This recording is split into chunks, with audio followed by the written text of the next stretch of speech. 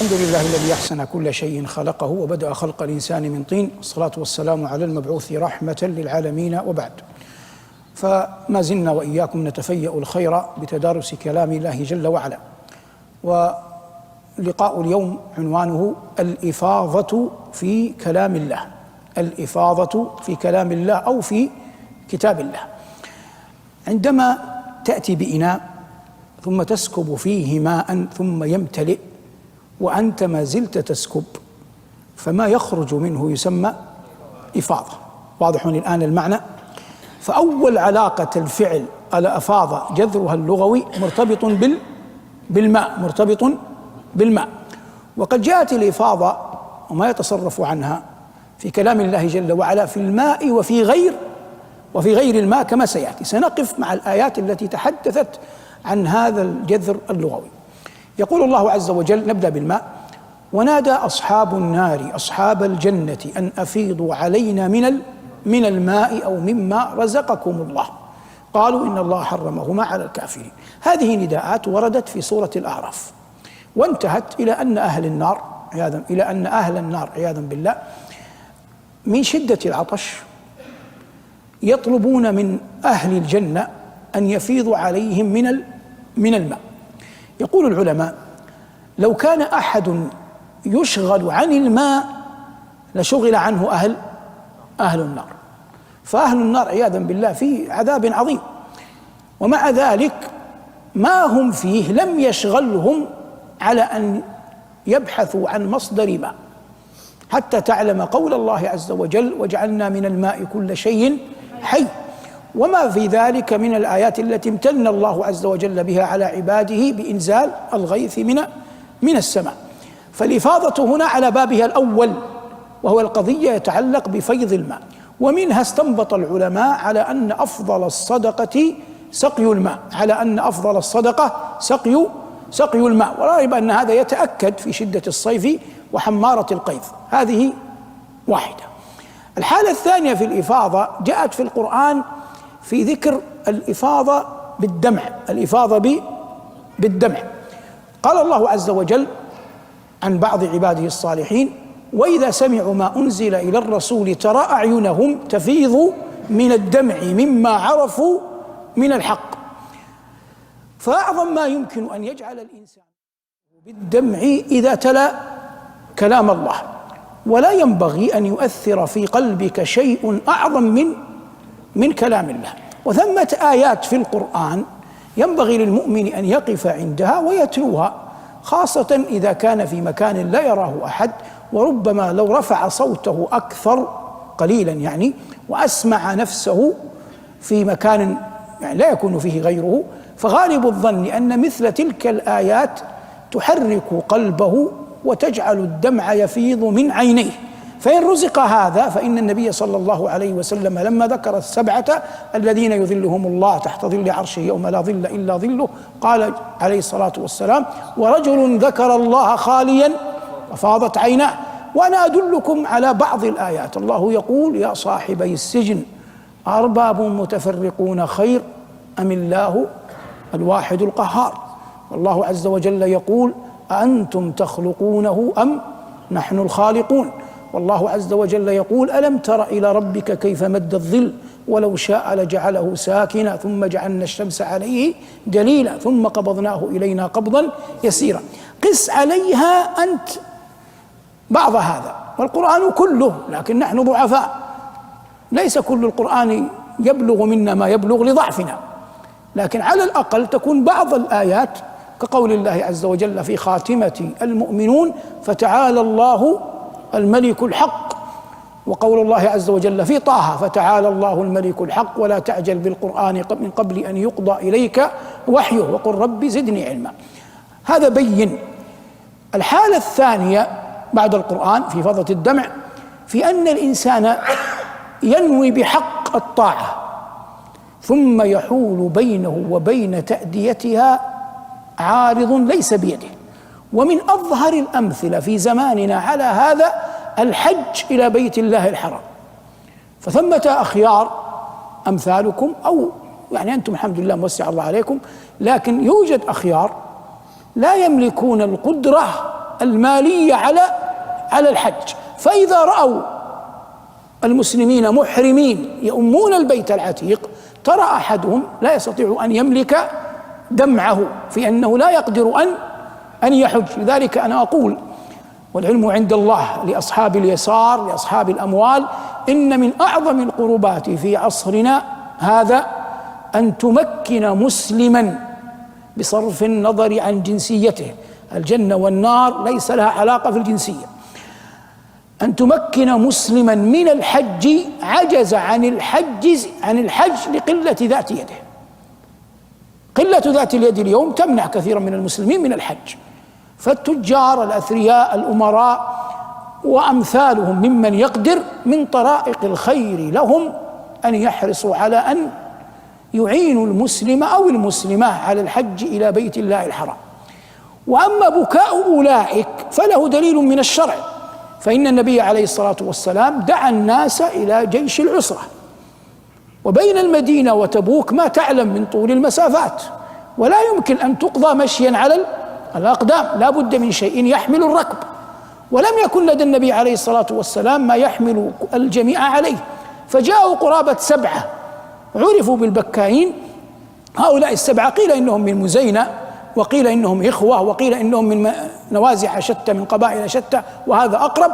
فالله عز وجل قال: ما على المحسنين من سبيل والله غفور رحيم. ثم قال الله: ولا على الذين إذا ما أتوك لتحملهم قلت لا أجد ما أحملكم عليه تولوا وأعينهم تفيض من الدمع حزنا ألا يجدوا ما ينفقون. فهم بكوا لأنهم حيل بينهم وبين شيء في قلوبهم، صادقون في الرغبة في الطاعة في طاعة الله جل وعلا، لكنهم لا يملكون قدرة، ولا النبي يملك حملانا تحملهم حتى تصل بهم إلى مراده صلوات الله وسلامه عليه. ظاهر هذه الحالة الثانية. كذلك البكاء أو إفاضة الدمع، أنا أتكلم عن إفاضة الدمع، قد يقع في غير القرآن ورد في أن الإنسان قد يذكره الموقف بشخص له في القلب مكانة، والنفوس تبقى نفوسا بشرية. والنبي عليه الصلاة والسلام قال عن أمنا المباركة خديجة، قال: ورزقت حبها، فالحب رزق، قال: ورزقت حبها. ومع ذلك لما تزوجت زينب ابنته وابنة خديجة من ابن خالتها العاص بن أبي الربيع، أهدته خديجة، أهدت ابنتها قلادة، ثم أسر هذا العاص بن أبي الربيع في يوم بدر. فلما أذن النبي عليه الصلاة والسلام بفكاك الأسرى أخذت قريش تفدي أسراها. زينب رضي الله عنها ابنة النبي عليه الصلاة والسلام أين كانت؟ كانت في مكة، فأرادت أن تفدي زوجها، فبعثت القلادة التي أعطتها إياها أمها يوم زواجها تفدي بها زوجها. فلما وصلت القلادة ليفدى بها العاص بن أبي الربيع رآها النبي عليه الصلاة والسلام، فتذكر زوجته وتذكر ابنته وفاضت عيناه صلوات الله وسلامه عليه. أحيانا يرى الإنسان شيئا، في الأول قلنا طاعة لا يقدر عليها، أحيانا يرى الإنسان بلاء لا يستطيع دفعه، تدخل على مريض بينك وبينه من وشائج القربى، قد يكون أبوك، قد يكون أباك، قد يكون أخاك، قد يكون ابنك، قد يكون جارك، قد يكون زميلا لك، بينك وبينه من أيام حسنة وهو في العناية المركزة، ويغلب على ظنك أنه قد أشرف على الموت.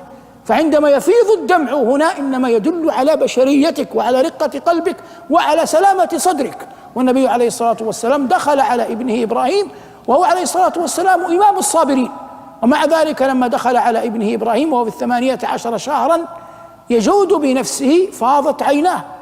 فلما قيل له: أنت يا رسول الله؟ قال: يا ابن عوف إنها رحمة، من لا يرحم لا يرحم. فهذه كلها من إفاضة الدمع. فهذا إفاضة ماذا؟ إفاضة الدمع. الحالة الثالثة في القرآن الإفاضة في الحديث. ما معنى الإفاضة في الحديث؟ الاستمرار، والإنسان لا يفيض في حديث إلا إذا أعجبه، وما يعجبك يختلف بحسب قلبك. فبعض الناس إذا خاض الناس في الناس ذما أفاض في الحديث ليشفي شيئا في قلبه، وهذا والعياذ بالله، نسأل الله أن يطهر قلوبنا وقلوبكم منه. يقول الإمام البخاري: والله ما اغتبت مسلما منذ أن عرفت أن الغيبة حرام، ولن يسألني الله، البخاري يقول: ولن يسألني الله يوم القيامة أنني اغتبت مسلما. وتجد عياذا بالله من الناس من لا أحب إليه من حديث يتحدث فيه عن الناس، وبعض الناس لا، إذا ذكروا الناس بخير أفاض في الحديث، وإذا ذكر الناس بشر أمسك لسانه.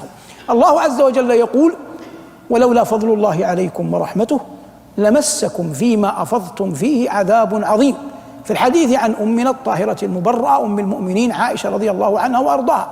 فثمة من غلب من بعض ضعفة الإيمان أو ممن استزلهم الشيطان إلى حين، تمشيا مع ما بثه المنافقون في قضية عرض أمنا رضي الله عنها وأرضاها.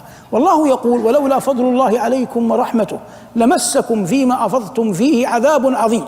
والمعنى أن أعراض المسلمين عظيمة الحرمة جليلة القدر، لا يجوز لأحد أن يخوض فيها بحديث، فكيف بعرض رسول الله صلى الله عليه وسلم؟ مما جاء في القرآن من الإفاضة في الحديث، قال الله عز وجل في سورة الأحقاف: أم يقولون افتراه قل إن افتريته فلا تملكون لي من الله شيئا هو أعلم بما تفيضون فيه كفى به شهيدا بيني وبينكم. معنى الآية: هم أي كفار قريش يقولون: أنت يا محمد لم يأتك جبريل ولم يبعثك الله ولم يرسلك الله إلى أحد، وإنما هذا كلام أنت كتبته وأملي عليك فاختلقته فزعمت أنه من عند الله. فالله يقول لنبيه: قل لهم قل إن افتريته فلا تملكون لي من الله شيئا. ما معنى الآية؟ سأتي لك بمثل ستفقه أنت إن شاء الله منه معنى الآية. أنت ما اسمك أنت؟ عبد الله. لو فرضنا أن هذا عبد الله غني جدا عنده أموال، وبينه خصومة وبين ما اسمك أنت؟ لؤي، وبينه وبين لؤي خصومة، فقال لي: يا صالح قل في لؤي سوءا وأنا أكفيك إياه إذا رفع شيئا في المحكمة، وأنا أغدق عليك العطايا. فالذي يجرئني على قدح لؤي علمي أن هذا قادر على أن يكافئني، واضح الآن؟ لأني أعلم أنه رجل ثري نصف البلد يملكه أموالا، واضح الآن؟ واضح؟ فدخولي معه من حيث العقل مقبول، وإن كان من حيث الدين لا يجوز، لكن من حيث العقل مقبول، واضح؟ يوجد نفع أنا ألتمسه، واضح؟ هنا الله عز وجل يقول لنبيه: قل إن افتريته فلا تملكون لي من الله شيئا. معنى الآية: لو أنا كما تزعمون، كما فرضتم جدلا، هم كاذبون لكن نتنزل، يعني لو فرضنا جدلا أنني أنا افتريت هذا القرآن على الله، فإن الله لن يتركني، واضح؟ لن يتركني من دون عقوبة، آتي على الناس وأكذب عليهم وأفتري على الله الكذب وأدعي أن الله بعثني وهو لم يبعثني، فسيعاقبني. وأنا أعلم يقينا أنكم لن تستطيعوا أن تدفعوا عذاب الله عني، واضح؟ أعلم يقينا أنكم لن تستطيعوا أن تدفعوا عذاب الله عني، فليس من المعقول أن أكذب على الله من أجلكم وأنتم ليس بأيديكم شيء. الآن في خبر عبد الله ولؤي بيد عبد الله شيء، لكن أنتم الآن لا تستطيعون أن تدفعوا عني عذاب الله، فليس من المعقول أن أكذب على الله وأنا أعلم يقينا أنكم لا تملكون أن تدفعوا عني عذاب الله، واضح الآن؟ قل إن افتريته فلا تملكون لي من الله شيئا هو أعلم، أي إن الله أعلم، هو أعلم بما تفيضون فيه، يعني ما تزعمونه من أحاديث وتخوضون فيه ليل نهار، تزعمون أنني ساحر، تزعمون أنني كاذب، تزعمون أنني كاهن. الله عز وجل مطلع عليكم كفى به شهيدا بيني وبينكم. هذه كفى به شهيدا هي التي ينبغي لي ولك ولكل مؤمن ومؤمنة أن يجعلها في نفسه. فالله عز وجل يقول: قل أي شيء أكبر شهادة قل الله. هذا مدخل عظيم لزيادة الإيمان في قلب أي مسلم. كلما أردت أن تثبت على الطاعة تذكر أن الله مطلع عليك وكلما أردت أن تحجم عن المعصية تذكر أن الله مطلع عليك. ففي صلاتك يعني اختر هذه الآية في قيام الليل، قل أي شيء أكبر شهادة، قل الله، فلا أحد أكبر شهادة من الله. فأنت عندما أحيانا تدخل مكان وتستحي من زيد أو عمرو أن يراك وأنت معذور، فإن الرجل يستحي من كبار قومه، تستحي من كبار قومك، قد تلتفت يراك أحد لا يراك أحد. عود نفسك على علمك يقينك أن الله عز وجل يراك، حتى في بعض الأشياء من الخير يكون خير عظيم، عمل صالح كبير، لكن لا يراك أحد. قطعا إن النفوس إذا لم يكن يراها أحد تبقى شيء من الإحجام. لذلك قال جبريل النبي عليه الصلاة والسلام: ما الإحسان؟ قال: أن تعبد الله كأنك تراه، فإن لم تكن تراه فإنه يراك. هذه هي المنزلة العظيمة، أن تعبد الله كأنك تراه. مما يجعلك تصل إلى مقام الإحسان قول الله عز وجل: قل أي شيء أكبر شهادة، قل الله. فما لا يعلمه الناس يعلمه الله، وما يعجز الناس عنه يقدر عليه الله. هذا كله في قول الله عز وجل: هو أعلم بما تفيضون فيه. بقي أن نختم الإفاضة في المكان، من مكان إلى مكان. قال الله: فإذا أفضتم من عرفات، وقال الله: ثم أفيضوا من حيث أفاض الناس. عرفات مشعر عظيم جليل، لكنه حل وليس بحرم، وكانت قريش تمتنع أن تقف فيه، وتقول: نحن الحمس لا نخرج إلى الحرم. رزقنا الله وإياكم التقوى، ووفقنا الله وإياكم لما يحب ويرضى، والعلم عند الله. صلى الله على محمد وآله، والحمد لله رب العالمين.